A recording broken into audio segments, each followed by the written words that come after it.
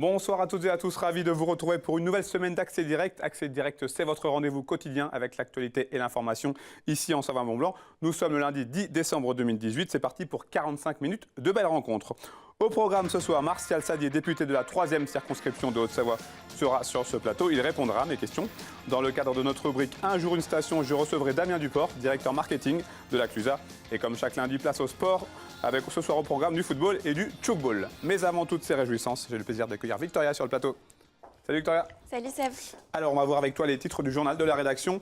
On commence avec Chambéry, une nouvelle fois mobilisée pour la planète. Oui, c'était la marche pour le climat. Elles ont eu lieu partout en France ce samedi. À Chambéry, ils étaient plus de 1000 rassemblés pour défendre la protection de l'environnement en marge de la COP24 qui a lieu actuellement en Pologne. Et puis une prouesse médicale réalisée du côté d'Argonnet. C'est un reportage de Fanette de Buisson que nous verrons donc dans le journal tout à l'heure. Effectivement, une opération en chirurgie ambulatoire puisque la pratique se développe petit à petit en France. Avant notre revue de presse, je tiens à féliciter Damien, Camille et Juliette qui ont décoré ce magnifique sapin qui nous accompagnera pendant toutes les fêtes. Et il est très très beau, effectivement. Alors la revue de presse, une ferme au pied du Mont Blanc. Oui, c'est un article publié par France Bleu, Pays de Savoie, sur une très belle initiative dans le pays du Mont-Blanc. Tu l'as dit, Jérôme et Pascal sont les deux jardiniers de la ferme de Lévigny à Domancy. Ils travaillent la terre avec amour depuis plus de 10 ans, mais depuis 4 ans, la ferme est en vente et ils veulent aujourd'hui la racheter avec leur association Une ferme pour tous. L'objectif est de continuer à exploiter collectivement cette petite ferme qui produit tout de même 25 tonnes de légumes par an. Elle approvisionne ainsi une centaine de familles, des restaurants scolaires, une fruitière, des épiceries zéro déchet via l'association pour le maintien de l'agriculture paysanne. Les porteurs de projets ont jusqu'au vendredi 15 décembre, donc ce vendredi, pour faire une offre de rachat alors que le prix de vente est fixé à 376 000 €. Pour racheter le bâtiment d'habitation et les 2 hectares de terre cultivable, les porteurs de projets ont notamment lancé un appel aux dons sur la plateforme zest.coop. Et je t'invite, Seb, je vous invite à prendre connaissance de ce beau projet, de faire peut-être un petit geste pour la planète, puisque c'est une idée, évidemment, qui respecte l'environnement et qui prône les circuits courts. Ce sera fait. Tu as pris des nouvelles de Jacques Valenté. Oui, il a bouclé la route du Rhum. C'est un navigateur et un aventurier évianais. Il est originaire d'Évian-les-Bains en Haute-Savoie. Il a participé donc à la route du Rhum 2018 et il est arrivé mercredi dernier en Guadeloupe. Il était l'invité ce matin de RCF Haute-Savoie. On trouve donc un podcast sur leur site que je vous invite à nouveau à écouter. Le skipper nous raconte effectivement ses 30 jours passés en mer, un mois donc sur l'océan Atlantique pour rejoindre Pointe-à-Pitre à voile, avec toutes les épreuves qu'un navigateur peut connaître, donc les avaries, les collisions et même les hallucinations. C'est assez intéressant à écouter.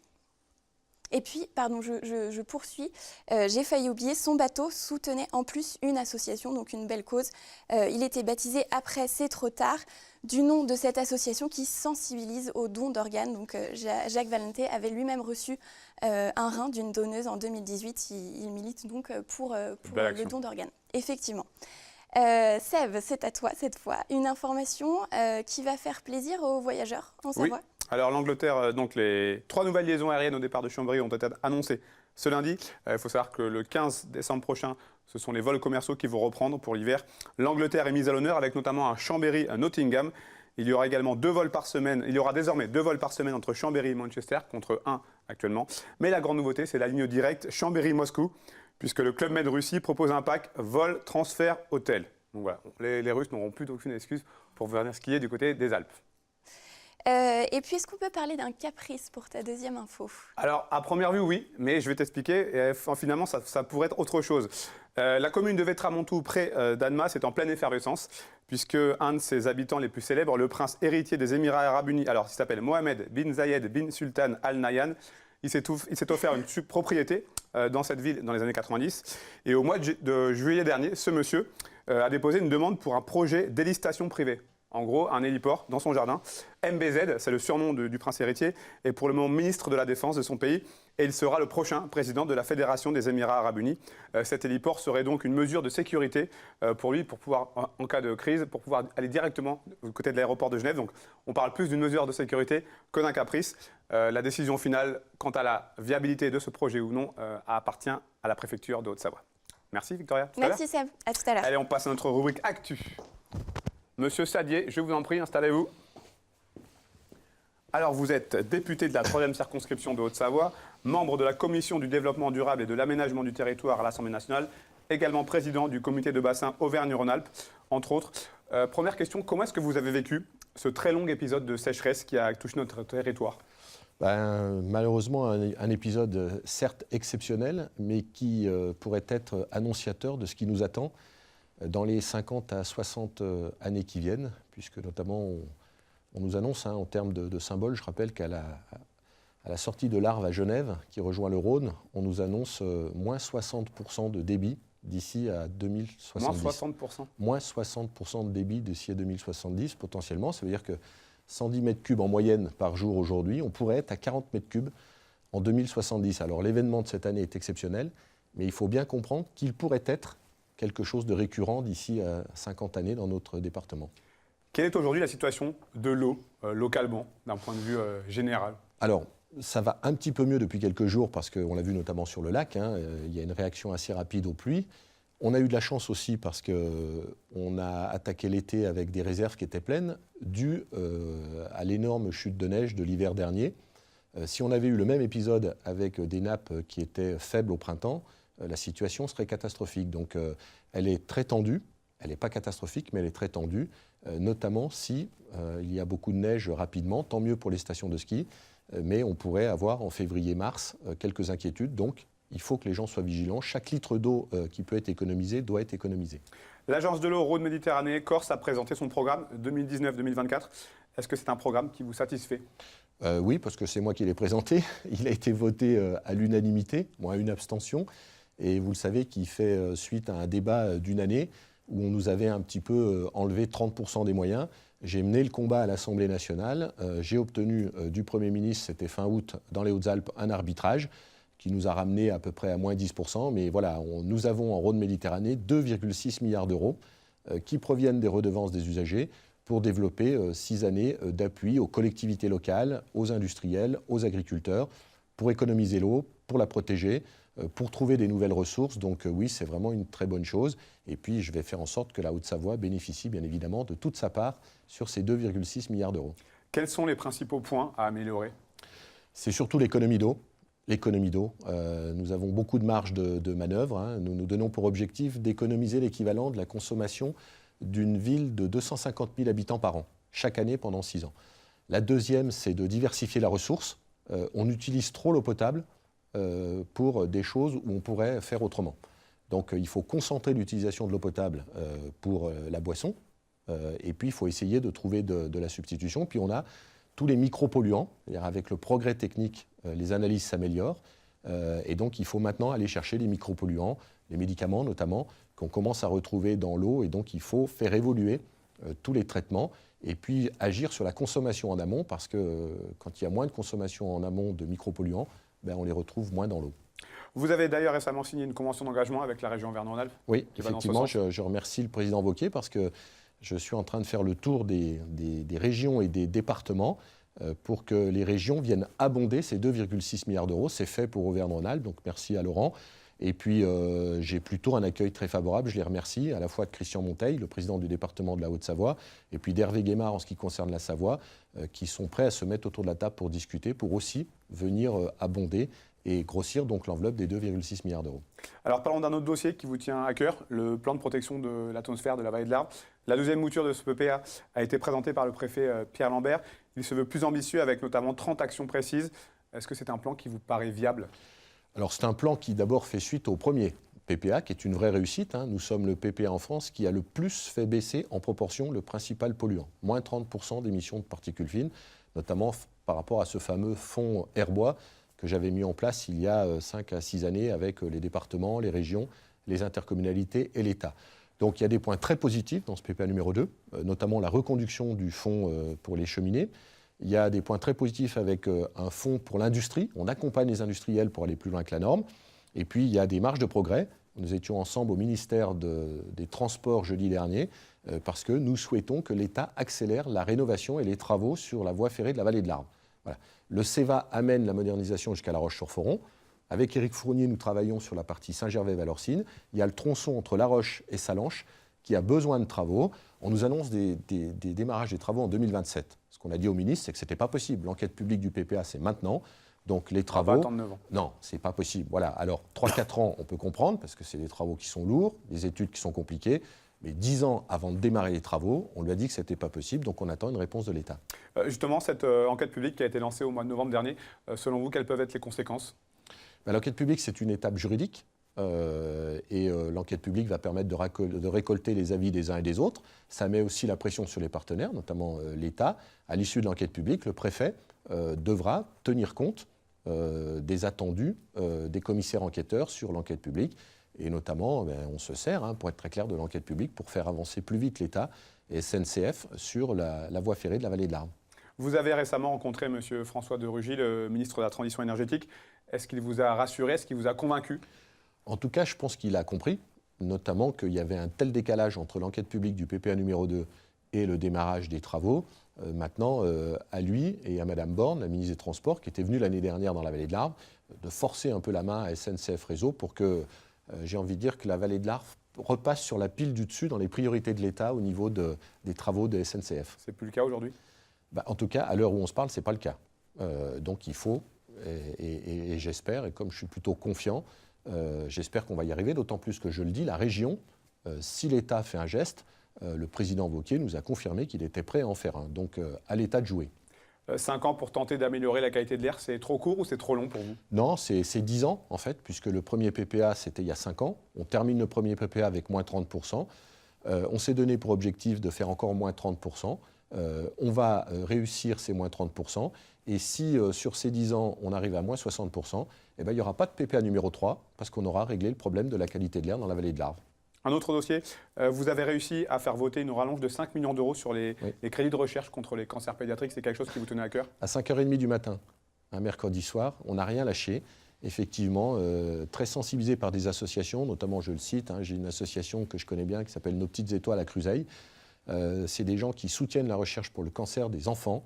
Les chercheurs ont peu de moyens. Ils sont obligés de consacrer une partie de leur temps de recherche à chercher de l'argent. Et donc, on s'est battu et on a obtenu effectivement un amendement. On a obligé le gouvernement à déposer un amendement de 5 millions d'euros pour la recherche du cancer pédiatrique. Et encore une fois, ça s'est passé entre 5h30 et 6h15, un mercredi du matin. Comme quoi, des fois, ça vaut le coup de rien lâcher. Parlons de vous pour terminer cette interview. Donc, je l'ai dit en début d'interview, vous êtes député, vous êtes conseiller régional. Les prochaines élections départementales auront lieu en 2021.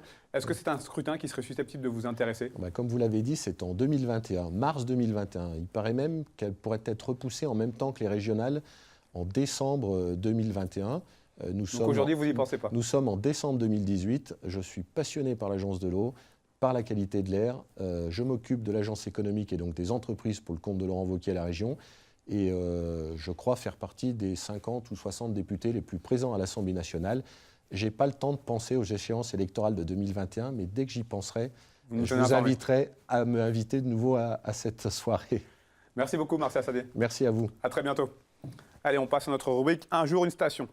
Et ce soir, focus sur la station de la Clusaz. Bonsoir. Damien Duport, bonsoir. Bonsoir. Vous êtes donc le directeur marketing de la station des Aravis. Oui. Première question toute simple, comment s'annonce cette saison 2018-2019? Plutôt bien, donc avec l'épisode météo qu'on a en ce moment, où la neige est tombée depuis dimanche abondamment, aujourd'hui aussi, demain, plus une période de froid qui va arriver et qui va suivre. Ça s'annonce plutôt bien et on espère, on est optimiste pour essayer d'ouvrir au moins peut-être ce week-end ou cette fin de semaine. Voilà. Alors, normalement, c'est prévu pour le 22, mais le but, c'est peut-être d'ouvrir plus tôt? Officiellement, c'est prévu pour le 22, donc on sera ouvert pour le 22 sûr. Et puis on regarde, on a une réunion demain matin pour savoir si on sera ouvert ce week-end. On a de grandes chances, on croise les doigts, voilà. Tout est prêt? Tout est prêt, les pistes sont prêtes, les remontées mécaniques sont affûtées, donc voilà. On a refait 2-3 structures l'année dernière, notamment le Cré du Merle, on avait fait le Bossonnet il y a quelques années de ça, donc maintenant les structures sont performantes et voilà, on est prêt à accueillir les clients avec plaisir dès qu'on pourra. Alors comme chaque station, vous qui nous regardez, vous avez la possibilité de gagner des forfaits pour la Clusa avec le hashtag forfait la Clusa et un bonnet avec le forfait bonnet la Clusa. Rendez-vous sur notre compte Instagram si je ne dis pas de bêtises. Exactement. Camille me rectifiera si c'est une erreur. On a beaucoup parlé de la Clusa par rapport notamment à la sécheresse. On sait que la municipalité a choisi de réduire la production de certains équipements. Rassurez-nous, pour les skieurs, il y aura de quoi faire. La mairie avait très bien anticipé. On avait fait une réunion publique il y a quelques temps de ça pour justement trouver des problèmes à ces problèmes d'eau, des solutions à ces problèmes d'eau. Ils avaient pris la mesure de peut-être potabiliser une partie des retenues collinaires qui étaient destinées à la neige de culture pour justement l'utiliser pour l'eau potable. Et puis avec les précipitations qui sont tombées ces derniers temps, les solutions de la mairie plus la météo clémente fait que maintenant il n'y a plus de problème. On va pouvoir assurer une saison sereinement. Comment on gère une population qui passe de 1800 à 25 000 habitants ? On le gère plutôt bien. On le gère plutôt bien. On a des professionnels de qualité. C'est une station qui est ancrée dans l'histoire, donc qui a l'habitude du tourisme, qui a les structures qui sont nécessaires pour ça, notamment les offices de tourisme, les remontées mécaniques, les mairies, mais aussi des socioprofessionnels qui ont cette habitude maintenant de savoir recevoir les clients comme il faut. Donc en fait, c'est juste un état normal pour la destination de montagne qu'on est. On vit toute l'année, mais des fois on est 1800, des fois on passe à beaucoup plus en période d'hiver. Mais ça s'accompagne c'est la vie de montagne en fait, et ça s'accompagne naturellement. Donc il n'y a pas vraiment de changement en fait, c'est juste une évolution normale. Comme chaque année, plusieurs temps forts. On commence avec la full moon. Il y a 2 dates, le 18 janvier et le 22 mars. Oui, exactement. La full moon, c'est un peu notre soirée symbolique de la station, parce que c'est là où on met le ski, le côté sportif et dynamique, et c'est là aussi qu'on a le côté très festif. Parce qu'une fois qu'on a fait la fête jusqu'à 1h du matin, une fois qu'on a fait du ski jusqu'à 1h du matin, excusez-moi, on peut après continuer la soirée jusqu'au bout de la nuit, comme on sait très bien le faire à la Clusa. Ouais. Donc on a 2 soirées comme ça. Donc une en janvier, une en mars. On a aussi les pestacs du Père Noël. Donc ça historiquement, cette année on fête la 20e édition. Donc on essaye de mettre un peu les petits plats dans les grands avec des centaines d'artistes qui viennent de partout dans l'Europe pour accompagner les familles qui vont passer un petit peu le séjour à la montagne. On a ensuite... Les sommets du digital ? Les sommets du digital, on en a parlé la semaine dernière. Vous avez reçu Xavier Varnier. Les sommets du digital, c'est vraiment ce qui représente la Clusa, c'est-à-dire c'est un mélange de modernité et de tradition, c'est-à-dire la modernité, parler du numérique, faire venir 60 speakers de renommée internationale qui font vraiment avancer le débat sur ce sujet-là, et le tout ancré dans une architecture authentique qu'est la Clusa. Donc c'est vraiment le mélange parfait entre les deux, entre l'ambivalence de la station, la modernité, mais un pied quand même ancré dans la tradition. Et puis du ski freestyle. Du ski freestyle, forcément. Oui. Le LCZ Freestyle Show, on est revenu à nos sources l'année dernière avec la marque LCZ qu'on a construite avec nos riders, parce qu'on a le club des sports qui nous fait sortir chaque année plus d'une quarantaine de sportifs de haut niveau, notamment en free-ski, que ce soit en freestyle ou en freeride, avec des Ben Burati, des Loïc Colomb-Paton et j'en passe. Ils m'excuseront de ne pas tous les citer parce qu'ils sont très nombreux. Mais du coup, l'année dernière, on se disait, mais c'est quand même fou avec le potentiel qu'on a, pourquoi on ne revient pas à nos premiers amours, comme on faisait avec le candidat invitationnel, où on avait une Jeep Session de nuit et un gros module où pendant 1 heure, on envoyait un vrai show pour que tout le monde puisse découvrir le talent de nos riders. Donc on a recommencé l'année dernière et c'était un succès hallucinant. On recommence cette année de bon cœur. Cette année seulement, on va accélérer on va un petit peu agrandir la plage horaire. On va commencer le matin avec des entraînements, faire un village, et le soir, on finira en beauté à 19h avec un grand show pendant 1 heure. Voilà. Votre domaine nordique des confins a pu ouvrir grâce au snow farming, une méthode de plus en plus répandue. Oui, on a commencé à tester cet hiver et ça a très bien fonctionné. Donc c'est à voir, c'est en développement. C'est une des solutions qu'il y a pour les destinations comme la nôtre.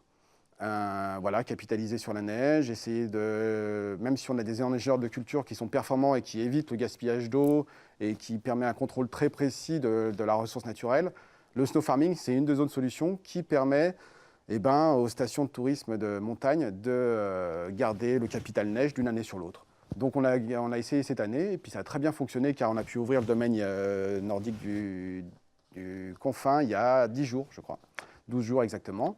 Donc, le public a oui. répondu? Oui, parce qu'on sait très bien que sur Annecy, on a un bassin de clientèle très sportif et qui aime autant le ski alpin que le ski de fond, que le ski de randonnée. Bref, la découverte de la montagne en général, quoi. Un mot sur les hébergements avec le Saint-Alban, le nouvel hôtel 4 étoiles de la Clusa. Il va ouvrir théoriquement cette semaine-là. Ils doivent ouvrir d'ici les jours qui viennent. Et on est très content de les accueillir chez nous. C'est un groupe de jeunes personnes, ils doivent être une dizaine, et ils sont très jeunes, très dynamiques. Et ils ont une vision bien particulière de voir la montagne. Ils arrivent à mêler l'art montagnard, l'art de vivre à la montagne, donc tout ce qu'il faut arriver à voir avec le confort, la chaleur humaine, et mélanger avec de l'art décoratif, ce qui fait leur capacité. Ils ont, je crois, 6 ou 7 hôtels en France qui ont tous cette dynamique-là. Et on a hâte de découvrir ce que c'est finalement. Et puis surtout, on est très content de les avoir chez nous. Si vous deviez convaincre les gens à venir chez vous, là, une tribune à 30 secondes pour convaincre les gens de venir chez vous. Une tribune à 30 secondes, simplement dire que la Clusa, c'est simplement la destination internationale française qui a su garder un pied dans ces montagnes et un regard porté sur le loin, qui accueille tous les épicuriens, que ce soit les passionnés de glisse avec ses 5 massifs, ses structures modernes et performantes, mais aussi les épicuriens de la vie, ceux qui savent faire la fête, et Dieu sait que notre réputation est basée dessus. C'est quoi le plus, le petit plus de la Clusa Son âme. par rapport aux autres? Son âme. C'est-à-dire qu'on a su garder ça intact, c'est-à-dire que c'est, j'aime pas le mot station, je préfère le mot destination, le mot village. On a gardé, on vit à l'année et on accueille les touristes chez nous et les clients avec grand plaisir, et voilà, on vit la vraie vie de montagne, mais en même temps, on est une station internationale, on a une ouverture sur le monde qui fait que la Clusa est particulière pour ça, quoi. En parlant d'ouverture sur le monde, est-ce que le fait d'avoir intégré la structure Annecy Mountains au début de l'année, vous avez déjà pu voir quelques évolutions? On a pu voir quelques évolutions. Annecy Mountains, c'est vraiment le projet fondateur, c'est-à-dire que la Clusa pose des jalons sur sa destination en tant qu'hiver, destination de montagne d'hiver ou d'été. Annecy Mountains permet de faire commercialiser et permet d'étendre le territoire sur des domaines où on n'aurait pas accès, par exemple à l'autre côté de l'océan, par exemple peut-être en Asie. La Clusa toute seule n'aurait pas les moyens de le faire. Et les destinations qui sont les destinations voisines de la Clusa sont complémentaires. Donc avoir une marque territoriale qui permet de porter ce projet loin, je pense que c'est une très bonne idée. Merci beaucoup, Damien Duport. C'était avec plaisir. Très bonne saison. On rappelle donc les deux hashtags. Hashtag forfait la Clusa pour gagner des forfaits et hashtag bonnet la Clusa pour gagner un bonnet. Rendez-vous sur notre compte Instagram. Merci. Très bien, merci beaucoup, bonne soirée. On termine cette première partie avec notre partie sport et on va commencer avec du football puisque l'US Annecy-le-Vieux, club de Régional 2 et dernier représentant au Savoyard en Coupe de France, recevait l'équipe d'Andrézieux pour le 8e tour ce dimanche. On regarde le résumé de la rencontre. Le défi était de taille pour l'USAV qui évolue 3 divisions en dessous de son adversaire. Et malheureusement, l'entame de match va vite confirmer cette différence.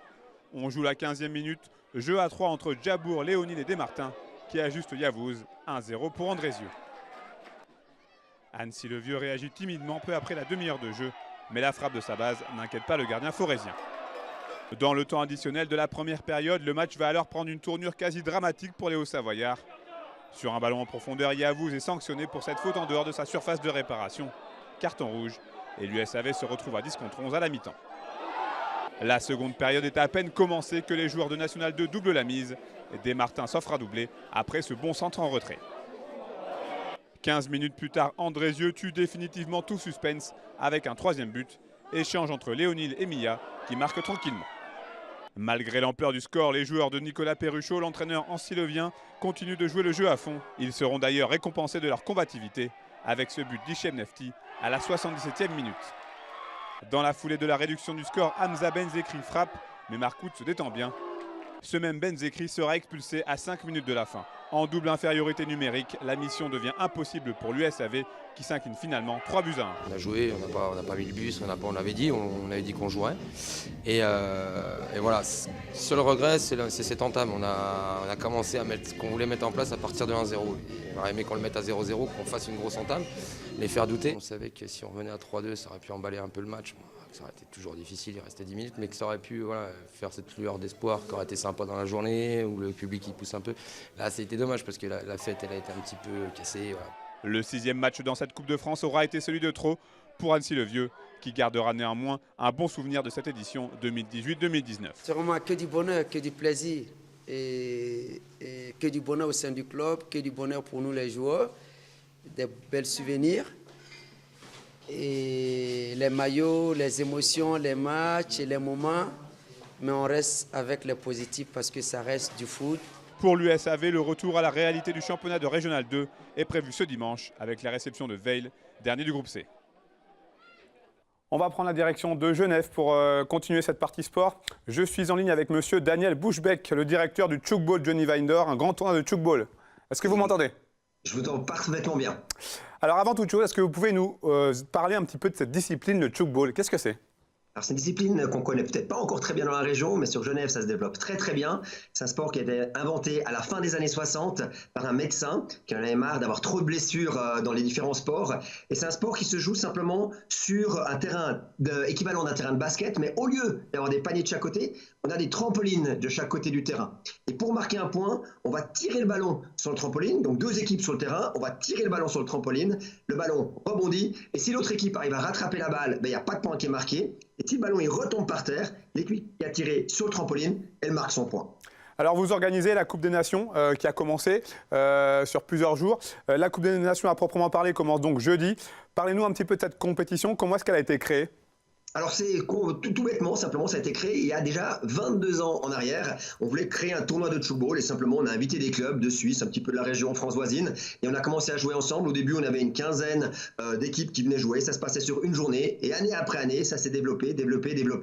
Maintenant, à la 22e édition, on fait la compétition sur 8 jours différents avec 14 compétitions qui sont organisées. Parce qu'on a des compétitions qui sont là pour les enfants, les adultes, les jeunes, les moins jeunes. On a même un tournoi senior qui est également organisé. Donc c'est pendant 8 jours, on a des compétitions tout le long. Cette année encore, le plateau est très relevé avec quelques-unes des meilleures équipes mondiales. Exactement. Ça veut dire qu'on a plusieurs parties. On a la partie populaire, la partie junior qui est déjà derrière nous parce qu'on a eu le week-end junior qui s'est passé justement le week-end passé. Et là, la grosse compétition, vraiment le gros événement, c'est la Coupe des Nations. Et là, chaque année, on se débrouille. On arrive simplement à faire venir les meilleures équipes du monde. Et là, cette année, on a de nouveau les équipes italiennes qui sont extrêmement fortes. On a les équipes taïwanaises. On a les équipes suisses, évidemment, qui sont extrêmement fortes aussi. Les équipes anglaises. Et puis les Français.